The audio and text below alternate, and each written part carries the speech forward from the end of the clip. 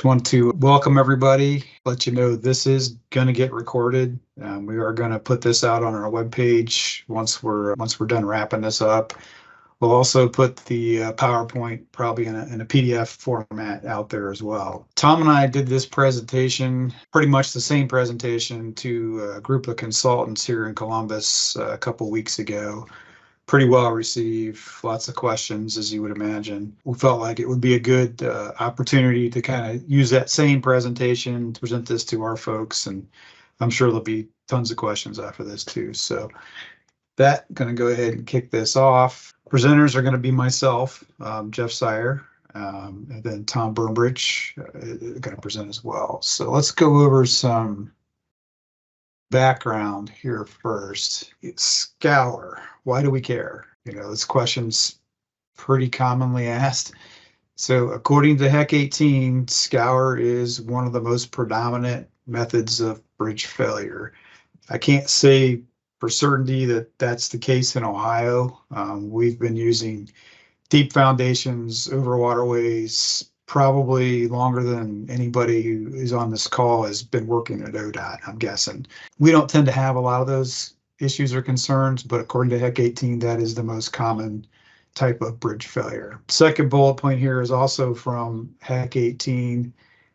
Basically, FHWA is saying, hey, it's a lot more cost effective to put a little bit of more money into your foundations during design than it is to have to deal with a failed bridge, right?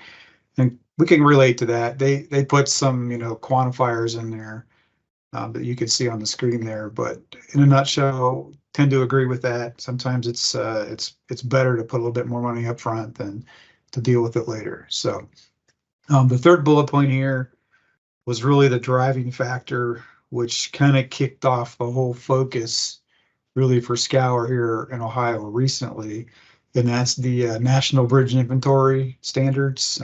It's known as SNBI, I guess. That's the kind of the acronym. We like to acronym everything, right? So that's what we call it. That kind of created a whole emphasis for us, and it started with the bridge inspection folks. This was probably early 2020. They started talking about SNBI to quite a few folks at central office, and we created a Scour task force as a result of SNBI, which consisted of several offices: structural engineering, which carried the inspection component, geotechnical engineering, which does the foundation design, and then obviously hydraulics as well. So that kind of is what created this whole focus, which you guys have been the recipients of the revisions in the L&D over the last couple of years for that reason. So every public bridge over a waterway carrying traffic requires a Scour appraisal. And, these terms, this is something that we struggle with as a task force. We had to get definitions of these terms, and we're going to talk briefly about these, and don't feel bad if you can't keep these straight, because you have to look at them and have your head into them to really understand them. But we're going to talk about Scour appraisal. Scour appraisal is either an observed scour or an estimated scour. Observed scour is pretty easy. That's the inspectors out there observing scour, right? That's pretty self-explanatory. Estimated scour is two parts. Can be two parts. It's basically the Scour evaluation, which is Scour calculations. Okay, and that's really what we're going to focus on today for this presentation. It's Scour calculations.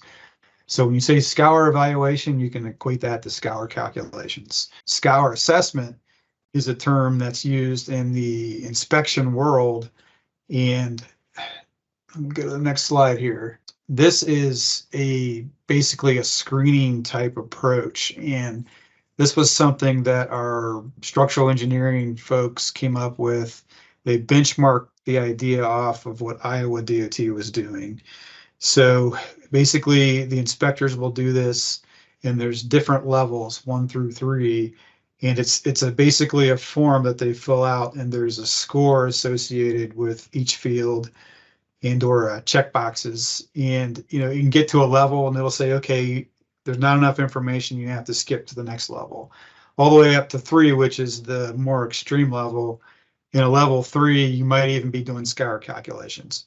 Basically, this is a way for documentation for that scour assessment, basically, in the inventory system. So either you can do calculations or you can do this approach here where you're looking at a form and it's pretty descriptive. We're not going to go into the details on this. This is more of the bridge inspection world. Just suffice to say that you can either do the calculations or you can use this form to that goes into your field that would populate the inventory, which would satisfy that requirement for the SNIBI. Moving on, scour evaluations, i.e. scour calculations, right? These are going to estimate the depths of scour. That depth is then given to the geotechnical folks, and then they'll design the foundations such that basically whatever depth we come up with, they're pretending like the soil is not there, and the foundations have to be robust enough to support the structure without the soil support based on our depth. This is done very early, AER stages when this is typically done. And I do want to point out that this is new construction, or it can also be rehabbed bridge projects, okay? And scour evaluations are applicable for existing and new three-sided bridge structures, regardless of span. So if you have a structure that's not a bridge, say it's a culvert, it's 8-foot span, three-sided, you still have to do scour calculations with it. Okay, I wanted to kind of clarify that, and Tom will touch on that a little bit more further on in our presentation. The Scour Task Force was structured, like I mentioned, with the different offices. And here's how each office kind of comes to the table and contributes. So structural engineers, obviously, they do the structural design of the bridge, but really what they bring for this approach is their inspection process. That's documentation done, what used to be annually, now it's every 2 years. But they're looking at the bridges. They're keeping tabs on what's actually going on the site. So they're the boots on the ground, so to speak. Geotechnical engineers, these folks are looking at the soils essentially. And if you look at this in an LRFD concept, they're the folks that are trying to evaluate the resisting forces. Likewise, hydraulic engineers are putting the loading on there. So we're the load, and then they're the resistance. And that's how we all kind of come together to make up this whole interdisciplinary approach, which is required and recommended by FHWA and HEC 18. The shear forces that come from the hydraulic flow is what drives the whole scour mechanism, right? With that in mind, scour in a very simple form is just a sediment transport mechanism, right? So you have your velocity, which turns into a shear from your flow, and it's interacting on the bottom of the channel. And either it can pick the granulars up and move them, or it can't. Basically, it's a sediment transport mechanism, okay?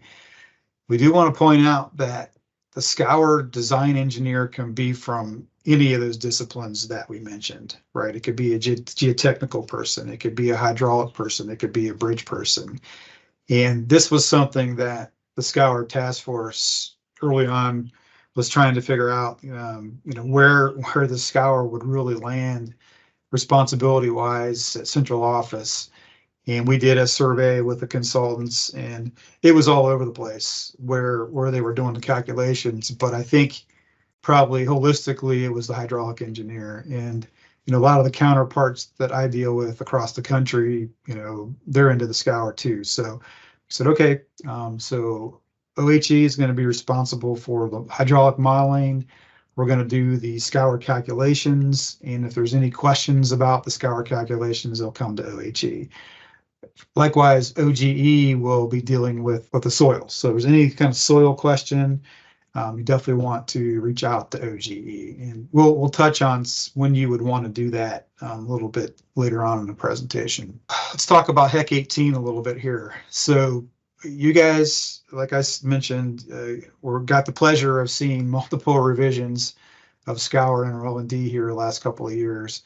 So in January of 23, we updated the L&D with methods that we thought were consistent with HEC 18. We did take some liberties, I guess, in how some of the graphs were were shown, and then some of the research that FHWA had done that we thought was completed, but apparently they didn't think it was in their mind. So the methods that we put in January 23, we felt made sense. They were giving us scour depths that we felt, were representative of what we actually were seeing in the field. However, FHWA reviewed it and they said, we don't really like that. And we didn't have data really to support what we were doing beyond, our rationale of how we used HEC 18. So long story short, we had to roll it back. So we rolled it back to in January of 24. And I do want to point out that when we rolled it back, that really was putting back what was there before, more or less, but we put a lot more detail in there. Some folks look at this and they think, oh, this is drastically different. It's not. We should have always been using those methods prior to January of 23. We should have been using the methods that we're using now in the January of 24.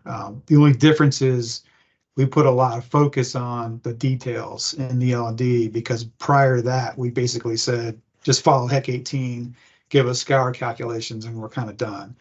And you can imagine that was a little bit of the Wild West, and FHWA highly recommended that we basically get into the weeds on the scour calculations, because based on their experience from other DOTs, they felt that there was a need to do that. So that's why we changed the L&D. It's kind of how we got to where we're at. More on the HEC 18 methods. I do want to point out some things in here that you might already know, but scour procedures must be consistent with HEC 18. And why? Why is that? That's actually written in Code of Federal Regulations. There's the number, the reference to it. So we have to follow HEC 18.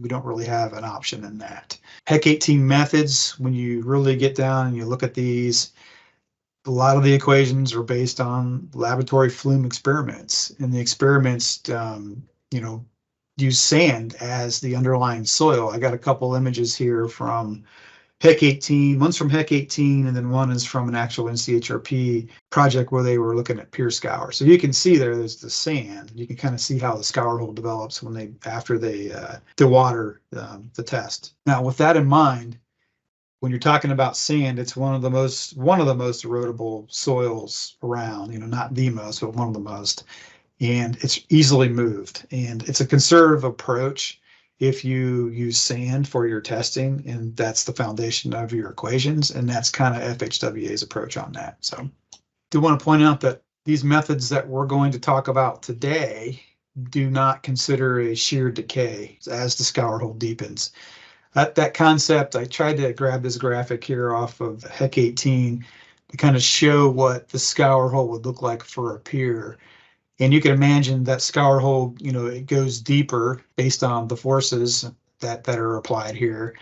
And as that scour hole deepens, if you have a cross-sectional area going through that scour hole right in front of the face of that pier, for example, your area is going to what? It's going to increase. That cross-sectional area is going to increase, right? This is a basic continuity equation from your hydraulic engineering days, Q equals VA. Well, as your A goes up, your V has to go down, right? And V is basically a function used in the shear equation. So your shear forces would go down. So technically, as that scour hole deepens, your shear force should lessen up. It should decay, right? The approaches that we use today, they don't take that into account. Again, that's a conservative approach. The second bullet point here, this is a little bit hard to explain, but basically when you scour out a layer, say that you have a soil profile that has multiple layers in it. So when you scour out a layer, basically the concept for scour calculations is that the next layer, even though it's deeper than the first one, it actually pushes to the surface and then it scours out. Again, you're not taking account for that scour hole as it deepens. That's another conservative approach that FHWA applies in HEC 18. More HEC 18 information. The methods that we apply basically consider cohesive soils as a granular material. And when you do that, you have to use the smallest allowable granular material that you can use for the equations, which happens to be a D50 of 0.2 millimeters. The only way you can get around that is if you have the allowable shear force from that soil. So if you have a cohesive soil that has really small particles, D50 size, you have to assume that 0.2 is what you're using for your scour calculations, unless you've got that shear stress. And obtaining that shear stress is not a straightforward thing. You think it would be. There's research that FHWA did where they took samples that they compiled. They basically engineered the samples and developed some equations, based on cohesive soils. And those are the equations that we were kind of banking on for our January 23 revisions. And after we discussed it with FHWA, they didn't feel comfortable employing those equations at this point. At some point in the future, we probably will employ those equations or a version of them, but right now they didn't feel comfortable with it. So the only way, I'll get to that question in a minute, the only way to address this is to do laboratory testing. And the laboratory testing that we're talking about is done through a pooled fund study through FHWA, where we have to collect samples in a Shelby tube, send them to FHWA, Turner Fairbanks, and they'll run this test on the soils and they'll obtain the shear force. And that's the only way currently that we can use that allowable shear force for the soils. The methods that we're going to employ today also are individual methods. So we're going to look at long-term scour, we're going to look at contraction scour, and we're going to look at local scour. We're going to individually calculate those, right? And then once we individually calculate those, we go back and then we sum them up, we add them up. So in reality, that's not how scour happens, right? Scour is going to all be happening at the same time. Again, that's a conservative approach that's employed by FHWA through HEC 18 that we currently use. With that, I'm kind of done with the intro, the background. Tom's going to dive into some of the details here, and then once he's done, I'm going to come back and discuss some of the future direction. So we've got the scour types. I'm sure everyone here is familiar with them, but we're going to go over everything and maybe we'll learn something here, somebody. We've got long-term profile changes, contraction, and local scour. So the long-term, of course, is aggradation and degradation. We don't see a whole lot of that around Ohio, but we have to be aware of it. And contraction scour, of course, that's from where the constriction is, where the structure impedes the flow of the stream. And then the local scour, which includes the piers, abutments, and the embankments. So that's several things, and they're different calculations, and we'll see that here in a little bit. And just like Jeff was saying, we followed the HEC 18, and actually ODOT in the LD2 states our requirement to use the FHWA hydraulic toolbox and to provide the electronic files. And toolbox follows the HEC 18 procedures and calculations. So we're going to talk about the long-term profile changes. And again, aggregation, if we have a raise in the stream bottom, and the degradation. And we're going to get a little bit into that here in the next few slides. What factors can influence the long-term profile changes? Many things. If you have dams and reservoirs upstream, channel alterations, just all the things in the list, and maybe more, but here's just a sampling. What we want people to do, if you look at the toolbox, it has area for calculating degradation or aggradation, and we're not thrilled with that. We've had some issues with consultants trying it and just getting funky results, or it's not working. So what we're trying to lean towards is looking at the past.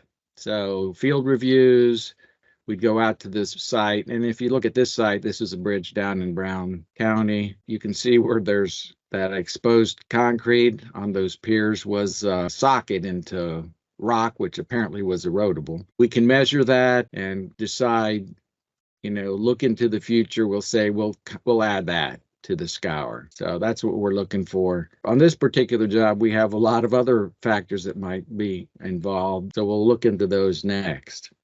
A good way to look at what's going on around a structure or upstream is to go to the aerial image archive, and you can look at USGS topo maps, and Google Earth has some historical stuff too. If you've ever been in there just looking around, that's pretty good. But the aerial stuff that we have is really spot on, good quality stuff.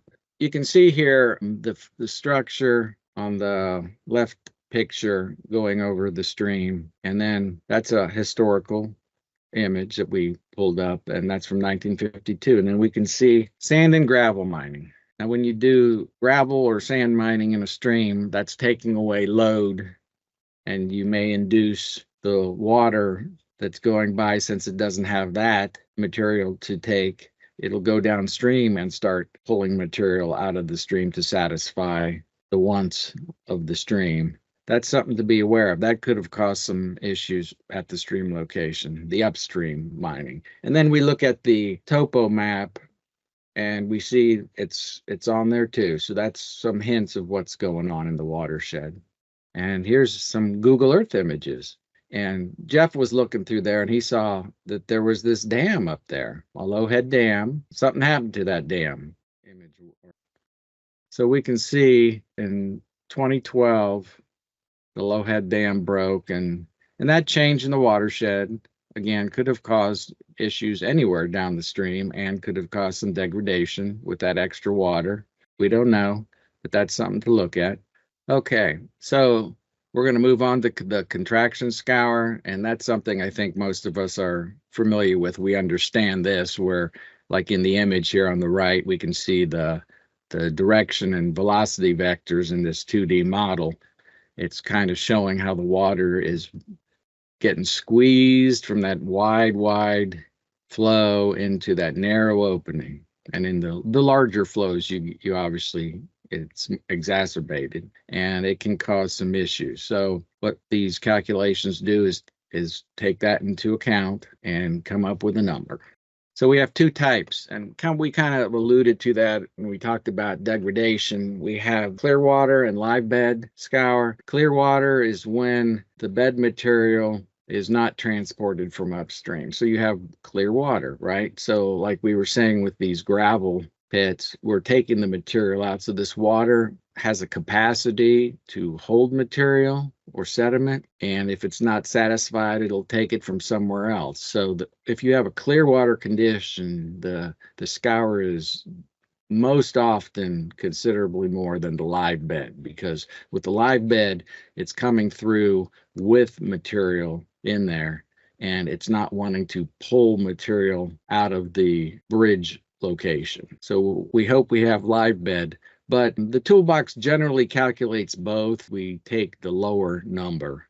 So here's an image kind of like what Jeff was showing about where the pier is. So with the local scour, you can see there's a lot of agitation to the water when it contacts the pier and flows down and creates that hole. And so the calculations, as Jeff showed with the flume, they decided the proper equations to show how that hole is developed. And if you look in the toolbox, you have numbers like Y1, like you see in there, and then you have the pier width. And so there's a lot of inputs, and it goes into those equations directly from HEC 18. And if you look at the abutment scour on the right, there's a lot going on there. The equations take that into account. There's two types of scour or abutment scours, and we'll show that here soon. So talking about the piers again, the pier equation, it doesn't even take any soil information into it. It's very dependent on the pier width, the angle of attack, and the velocity of the water. And in general, you won't get a scour hole in these equations anyway that is more than, I think they said, 2.4 times the diameter of the pier. So if you have a 2-foot pier, you're going to get not quite 5 feet as a maximum. but a lot of it depends on the velocity and then the angle of attack. And then with the piers, you can see on the left, if they're too close, it's taken as one pier equivalent.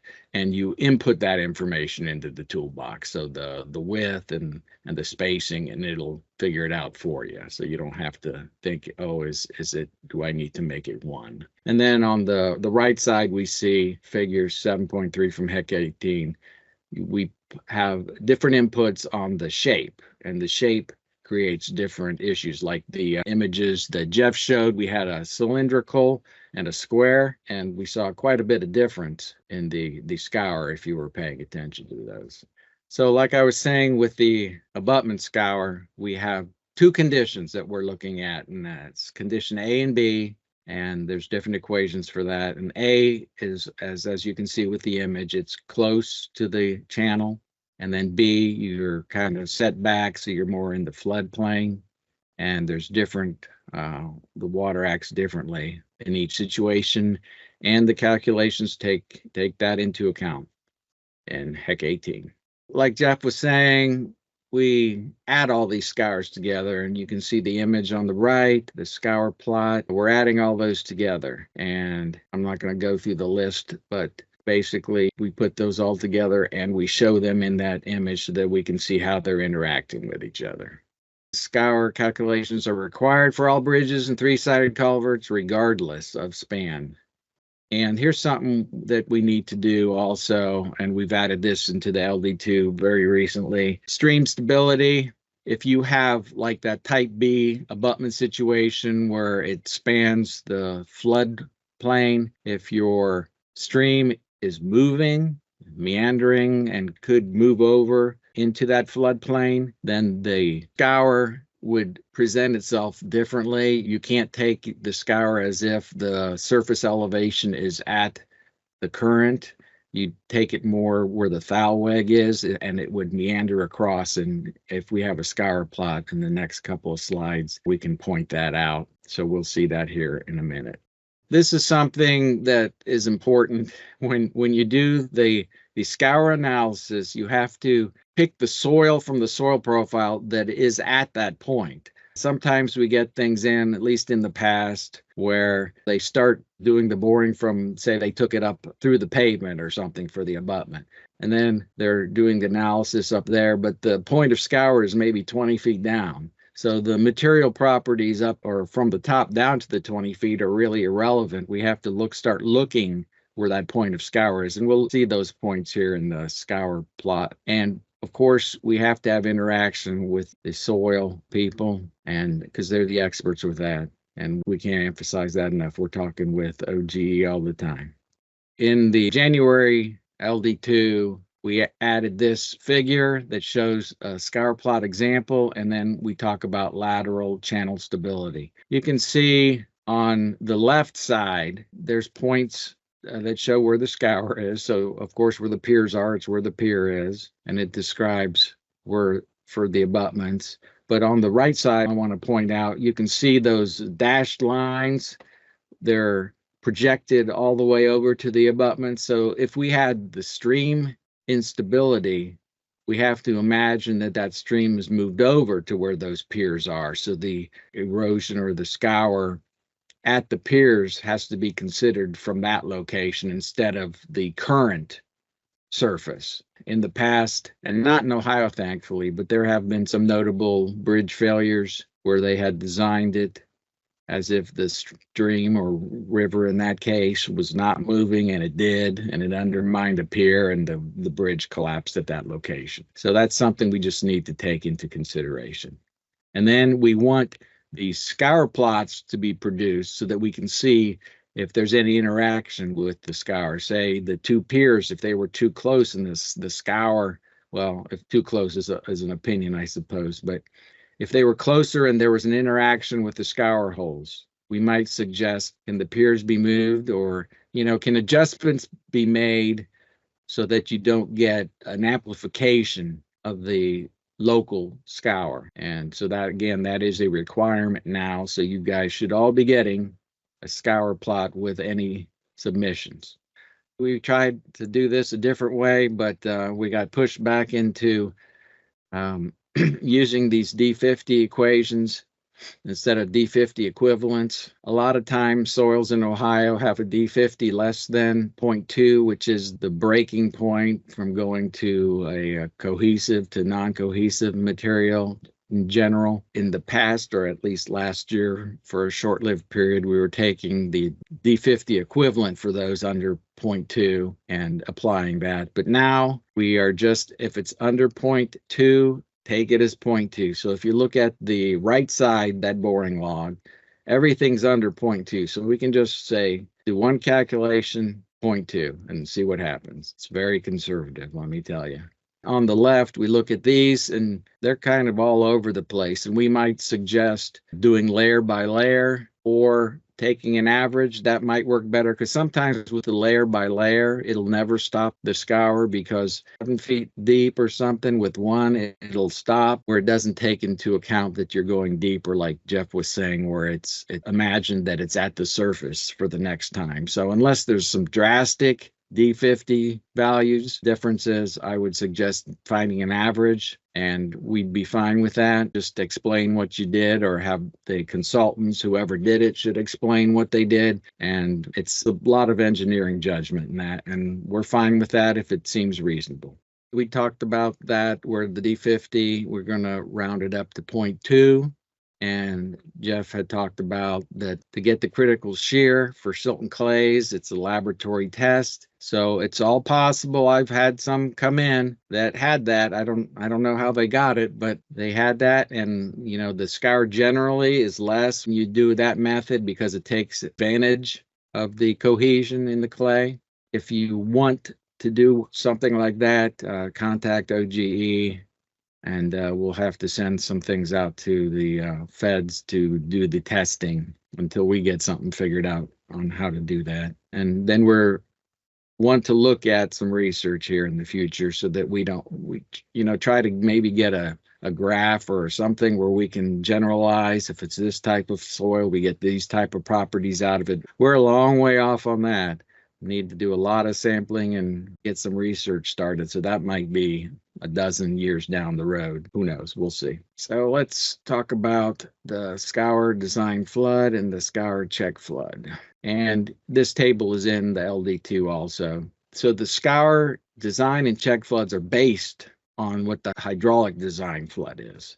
And you just need to follow this table and make sure that if it's a 2%, which is an interstate type of structure, we're looking at the 1% and the 0.2% and so on when we're doing the scour and design and check flood. It's been in there for years, so just make sure that they're following it and doing the proper scour design and check flood. This is some new language we added to the manual for July. I'm not going to read it this time. I did at the last presentation, but it's in the manual. And basically what it is saying is that the scour might not be the worst at the design or check flood because of overtopping or pressure flow. The check and flood and design flood can be different depending on where that happens. So you have to, in every instance, and it should say that in the manual already, to look for an overtopping event beyond just doing the design for hydraulic design.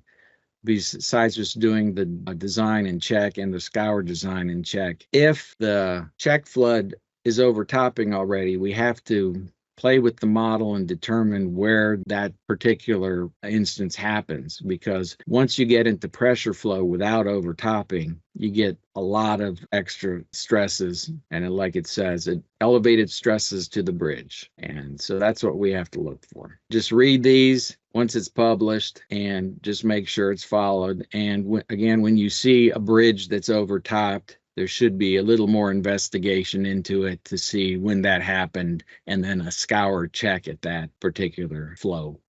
And we all know this. This is just saying basically what the foundation engineers need to do, how they're designing it for the scour design flood and the check flood. And that's why we need to provide both for them.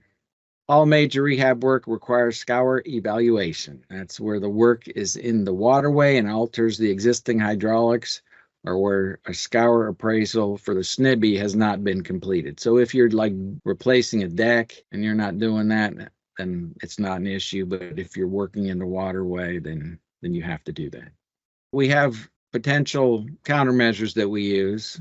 But again, as Jeff said, we don't take that into account for the foundation design. And let's see, provide hydraulic modeling of existing bridges when it is anticipated that scour countermeasures will impact the flow parameters through the bridge. So we have to look at that too. If we're adding all kinds of type A rock, that might affect the flow. So we might want to look at that hydraulically. And the toolbox, if you guys don't already have it and had fun playing with it already, it's easy to find at the FHWA, or just put it into a search engine and type in FHWA hydraulic toolbox, and it'll take you right to this page, and you can have your IT people download it, have as much fun as you can stand with it. Now Jeff will take it back and finish off the presentation. Great, thanks, Tom. All right, so just to kind of pave the way for the future, where we're going to go, got a couple slides here, and then we'll wrap up and have questions. First off, there's a class from NHI, a stream stability course that some of you have already had, I'm sure, but it really is a great course. It talks about how to do scour calculations in great depth and detail, which, obviously we didn't have time to go into the actual calculations today. We kind of did an overview. This class will spend 3 days actually crunching numbers and looking at examples, and it's really focused on the geomorphology more than I kind of anticipated, but that's a big component of this, and that goes back to the lateral stability of your streams, and they go into depth on that. So look forward to that. Classes will be offered through this year through LTAP. And this will become a consultant pre-qualification for bridge design. It'll be design level 1 and level 2, but that's going to be active July of 25. The consultants are going to get notified by this, I think, Monday. Consultant Services is going to send this out to the consultant group on Monday. It's going to be a requirement. Here's what that class looks like. You probably can't read this. You don't have to read this, but you can go to the FHWA NHI webpage and it'll tell you what the course is. And the thing about this course, it's offered in person and it's also offered virtually. There shouldn't be any difficulty in finding a course to attend. Like I said, if it's in Ohio, it's going to be here through LTAP, and that'll be an in-person class. And if you take it from a different state, it'll be virtual. The only thing to be mindful, I did take it virtual, is that if you take it in a different state, be mindful of the time zone, because if you take one from the West Coast, then you're going to be on West Coast time zone. So just be mindful of that. It is somewhat costly. It's a little bit over $1,000 to take this class. I've seen the price jump over the years. I think probably just everything has jumped over the years. So this has as well. I would plan to take those. The districts, I would definitely put that in your budget to take those classes. The other class that we're going to look at perverting in a pre-qual is the two-dimensional hydraulic modeling. So over the last handful of years, we've been slow walking two-dimensional hydraulic modeling into our L&D, and it started out as, hey, you can try this with permission from our office, and it's slowly been tweaked to the direction that we ultimately want to go. Two-dimensional modeling is the future, and that's where we want to be. And the only roadblock that's really been tripping us up is FEMA. FEMA is pretty adamant about 1D models. They want to continue 1D models. And I don't know how long that's going to go. That'll probably go into the future quite some time. And through discussions with FHWA, they're like, well, don't let that stop you from progressing the technology forward, because it's a much better mechanism for hydraulic engineering. The visuals are fantastic. You've seen some of those that Tom had presented to you. But there is a class that's offered through NHI. And again, same deal. We're going to try to offer some of these through LTAP here in Ohio in person. And then we're going to classes that are also virtual that are all over the country. just to kind of highlight some of the differences between 1D and 2D. I'm not going to read these to you, but you can see under the 1D column, a lot of the quantifiers here, the hydraulic variables, are all assumed by the user. So when you're assuming things, it can be very subjective. Whereas in the 2D model, those same hydraulic variables are calculated. Then it can become a lot more consistent when you're calculating things versus assuming them, which is the big plus to go into 2D hydraulic modeling. Our tool of choice for 2D hydraulic modeling is SMS, it's Aquaveo software, and that's what FHWA has been promoting for many years, and they work hand in hand with Aquaveo to implement the software. And at this point in time, Aquaveo's SMS SRH2D is probably the best 2D software for bridge hydraulics. If you're just doing floodplain hydraulics, like say you're doing FEMA mapping and you wanted to do a 2D FEMA mapping, then maybe HECRAS might be a better option for you there. But at this point, we're going to promote SMS SRH2D. That's going to be the software of choice for 2D modeling for ODOT. And they did develop this tool which will help with the bridge scour calculations. You know, if you've done some 1D scour calculations, you know you have to basically draw a cross section upstream of the bridge, and you have to pick hydraulic parameters off of that cross section as input into your toolbox. And of course, you know, there's always some subjectivity there when you're picking the numbers and whatnot. With this SRH2D bridge scour tool, a lot of that becomes more efficient, more automated, and you can easily extract the information from your model, and it will pretty much consistently pull that information into the hydraulic toolbox where you can do your calculation. This kind of shows some of the prompts for that. I haven't actually used the tool. These are the images they give us, FHWA has given us, and some of the benefits to why we would want to use this. And this is just another, you know, reason why we want to go with 2D hydraulic modeling and or with the SRH2D software as the solution. It's going to help our scour calculations tremendously. The other thing I want to point out is that we sent a notification out to the districts beginning of April that any scour calculation that's 5 feet or more, we like to review those in central office, and those will come to our office and we'll review them. And if we run out of capacity to review them, geotechnical engineering is going to assist us in reviewing those. And that's really a twofold reason for that. One, we want to make sure that the concepts, you know, are sound that our consultants are using, because, you know, the whole changing from the January of 23 to 24, we want to make sure we're on the same page with that. And secondly, we want to try to keep track of some of these locations that might show some really excessive scour depths where maybe historically we didn't see those. So that might give us the opportunity or the idea to say, hey, we need to go out there and get a sample at that location so that we can highlight and show, you know, what the calculations would look like if we're using the actual shear force. And we could also pull in maybe some of the methodologies that we had developed in January of 23 where we didn't have data to kind of support it, to kind of see how that compares as well. So that's really the rationale for why we want those calculations. So let's talk about future updates to HEC 18. I did reach out to FHWA to kind of get, you know, a vibe for what might go in there, that kind of thing, and when it might be available. And they said, the response was March of 25 is when they're expecting a new HEC 18 document. However, that document requires internal review, legal review, and then it's got to go out for public review.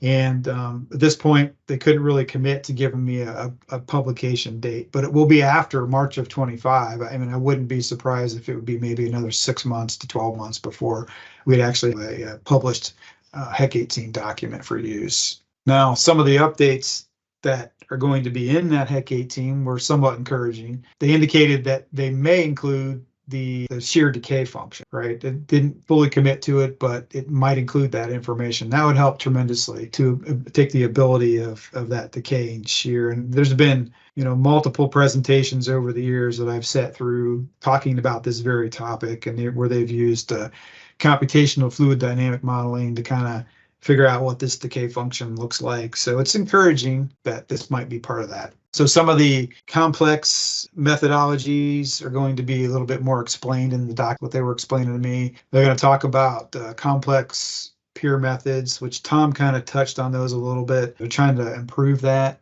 I guess, to make the understanding a little bit better. You could read that list of some of the other things. Clarity to some of the most often understood concepts. I think that's going to be really big, because remember at the beginning of this, when we were talking about the definitions, I think we really need to get that locked down and be consistent in how we talk about Scour. And they're going to add some more examples in here. We can talk about this in the questions that we're going to lead to here soon, but maybe we need more examples in our L&D. I don't know. We did get some of those kind of questions when we talked to the consultant group, but I'd like to hear what our ODOT folks have to say about that too.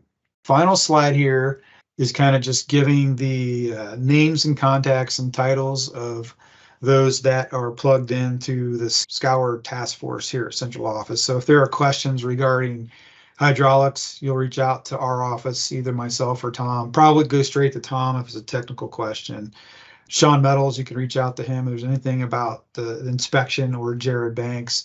And then obviously Chris Merklin or Alex Detloff for the geotechnical side of it. So that's all that we have to talk about. I guess we'll open the floor up for questions. You can come off mic and just, ask your question, I guess.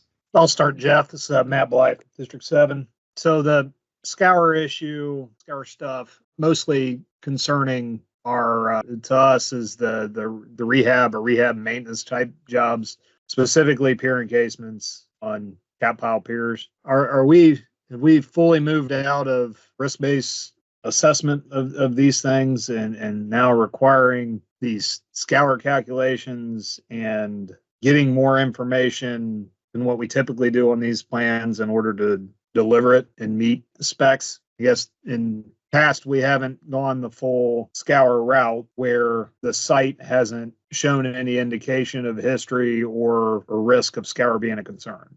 I'm not seeing leeway or an out for that type of work. Good question. So I would probably start with maybe talking to the inspection folks, because remember, you can do a Scour evaluation or a Scour assessment. For situations like that, I would probably look to do a Scour assessment. Maybe that's kind of where I would probably go with it.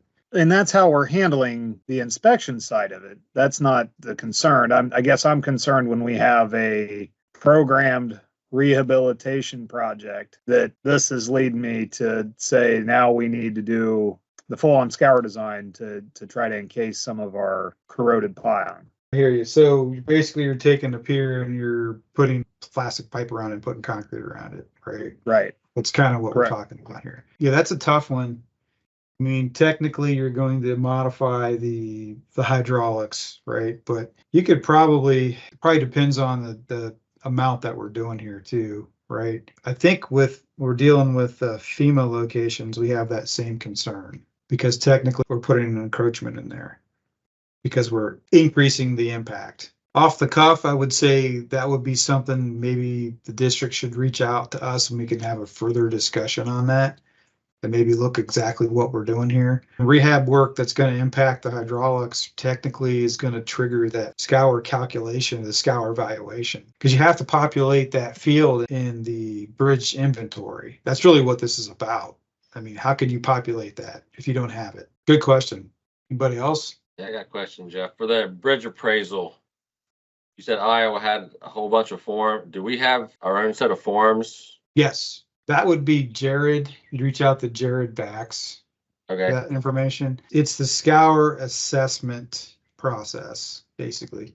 There's a whole workflow that kind of guides how that works. And so this was really our way of addressing the requirements of the SNIBI. Because if you look at the SNIBI, we're kind of like, well, now we have to do Scour calculations for every bridge, right? And that was a little bit daunting because now we have to really think about what we're doing here. They reached out to Iowa, who approached this a little bit differently, and they have that Scour assessment process, and it's forms that you fill out and you go through the forms, and it'll drive you to the next tier, so to speak, if required. If not required, you stop, you document the code in the inventory, and you're done. That was kind of the beauty of that process. And where that doesn't work, now we're getting pushed into, we have to do a Scour evaluation, which is calculations, which is survey, it's modeling, it's all that. Yeah, I was just wondering if you could get those posted somewhere when you post this presentation, because we may have a bridge, coming up this summer that bridge inspectors haven't got to yet, and we would want to use that to start out with. Absolutely. We can ask Jared where that information's at. I'm sure it's readily available. We can just put a link on there or something, but we can do that, John. Okay, thanks. Any other questions? I have a quick question. Said that a new pre-qual is coming for the consultants for Scour evaluation. Is that Yes. going to be part of level 1, level 2, or is that going to be a separate pre-qual? It's going to be part of level 1 and level 2. Yeah, that's going to be July of 25. We wanted to give ample time for folks to get the training. That will be coming out Monday to the consultants. They'll hear about this officially. They've already heard about it from this presentation when Tom and I gave it, but it was only, a handful of consultants. Any other questions? No questions. So I guess maybe I have some questions for the districts. Are you folks checking the Scour calculations that are coming in from your consultants? We had been at District 12. Okay. What are you finding? Are they generally pretty good? Some inconsistencies. We have a geotech guy, Kyle, up here who's involved in those reviews. And also we've gotten input from central office geotech also. Okay. Yeah, good. Well, the goal for us to look at this stuff is also to figure out what we're getting for calculations, because we think that we could make it better if it really is as dire as what FHWA was indicating that some of the other DOTs were seeing. So if there's no other questions, definitely you can reach out to us after this. You might go back and watch this presentation again, or go back and look at the slides and have some additional questions or follow up. That's totally fine. We're here to discuss this. It's a big part of our initiative, and it's not going to go away. With that, I think we'll conclude this.